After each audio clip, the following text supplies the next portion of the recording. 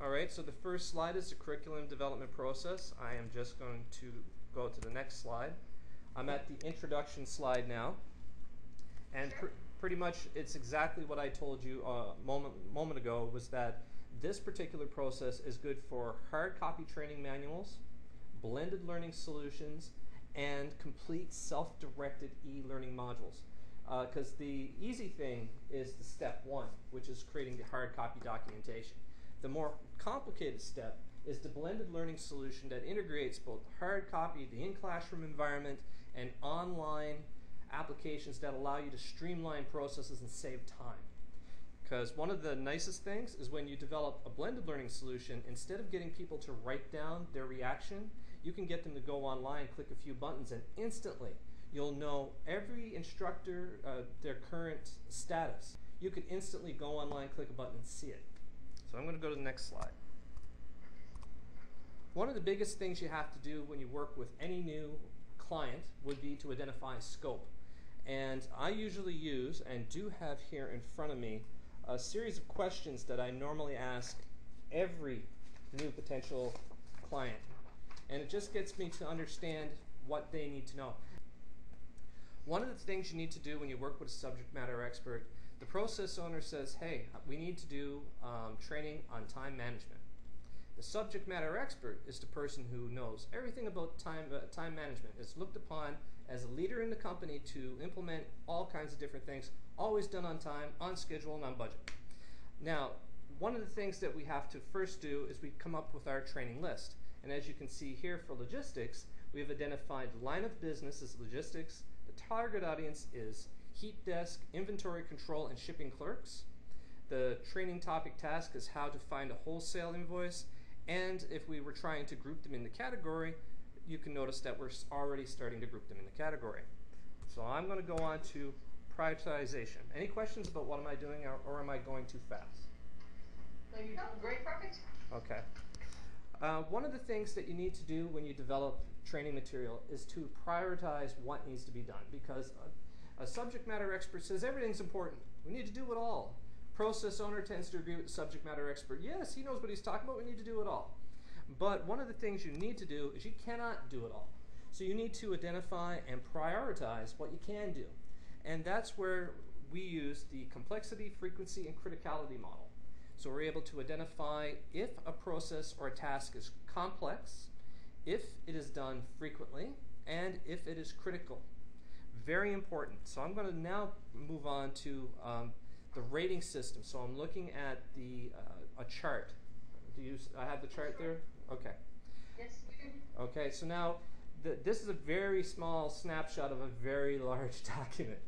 But primarily it shows you the line of business, general category, and now, based on criticality, frequency, and complexity, we're able to make the most important topics rise to the top.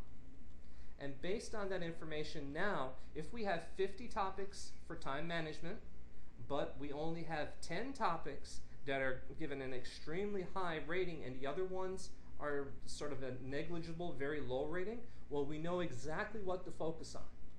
So that's one of the best things of using the prioritization model. So I'm moving on now to the training creation process. We got content acquisition, a directional document, learning document, and I'm not going to read each point because I'm going to elaborate them in just a moment. So content acquisition, you'll notice a little minor on the page. This is where we dig and we get as much information as we can before we develop anything. We normally start with a pre-meeting, and SME and instructional designer, so our subject matter expert, our instructional designer, our project manager, and our process lead. Our process lead is usually the person that comes to the group and says, hey, we need time management training, for example. And then this person then puts us on to who's going to be the owner of this particular piece of training. Who we go back and forth to talk about, are we on the right track, is this what you want, that type of thing. The person that gets sign off on it. So the first thing you need to do is get everybody in team up and on side with what we're going to do. So that's the pre-meeting. The second meeting is the meeting with the client, because you want to make sure you have your pre-meeting, otherwise everybody in the room in your team is not on the same page when we're talking to our process owner. So we actively listen to the customer or the client's needs, and I usually use this form. One of the things that isn't included here, which we have to actually ask, are we looking at what kind of features are we looking at? Animated characters, screen recordings, are we looking at secure online training, secure online testing, tracking systems? What evaluation methods are we using? Are we going up to, like, if we're using the Donald Kirkpatrick levels of evaluation, are we going beyond to level 5 to return on investment? Is this required? So a time frame from development of a training material to implementation of training, what are we looking at? Because that often, once we know that we're doing time management training, we've identified our first 10 topics, and we have a deadline of 2 months, when we start talking about development, oh, I want an interactive video, I'm sorry, an interactive video is going to put us into a 4-month area, and we're going to not make deadline. So knowing this up front allows us to allows us to stay on time, on budget. Our process owner is on site, knows why we're doing certain things. So we're going to move on. And that's where the needs assessment and the participant attributes comes about as well. Who are they? What do they need? Sort of like the gap analysis. So document the key points of the meeting. So one of the things that we come in with our notion of what they want, and then we also listen to what the person wants, and then we come back to the client with a directional document, which is on the next page. And what we want to do is we want to make sure that the process owner knows exactly what we're doing, because we don't want to be just like, we think this is what you want. No, we're going to put on paper, in writing, this is what our understanding is.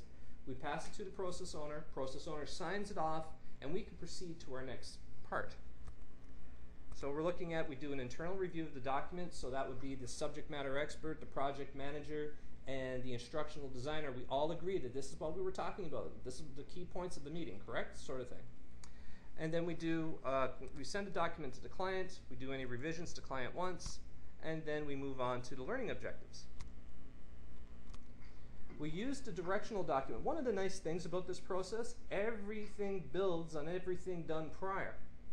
And that we have buy-in from the key stakeholders at every step of the process, so there's no miscommunication. Previously, I found without using this type of model, there was miscommunication, there was misunderstanding, this could be a very complex and complicated thing, not using the right type of model to develop your training material. So we're looking at the subject matter expert and the instructional designer work together to identify learning objectives, for example. What do we need to do in order to teach people time management? And then we go back to what we were talking about with the full training list. Then we do an evaluation of all the training topics. So now we get an idea of our learning objectives. We send this document to the client. The client comes back to us with any revisions, and then we get sign off to go to our next part of the process. And we're looking at instructional design. At this point, we're trying to develop a really good way. What kind of mechanisms are we going to use to bridge, what kind of curriculum are we going to develop to bridge that gap? We're also looking at our course flow. What topics are going to be required? What are any prerequisites that we need? We're going to be using any job aids? Are we going to be using case studies? How are we going to evaluate the case studies? That type of thing. Now, this is probably stuff you've already heard before. I don't know. It's probably. Would you like for me to speed up and go about it a bit quicker, or You're doing fine. Okay. You're doing great. Okay. So we're also. I mentioned the class delivery method. Are we doing classroom? Are we doing a blended learning approach? If we're doing a blended learning approach, what does that consist of? Or are we doing it completely online, e-learning? And of course, we do our internal review of the document. We send the document to the client, and we get any client revisions, and again, sign off. Now we're moving into the interface design. So the interface design, we're looking at making sure if we're doing something for the Public Service Commission, there's fonts that are used, color schemes that are used, there is hard copy documentation you currently have.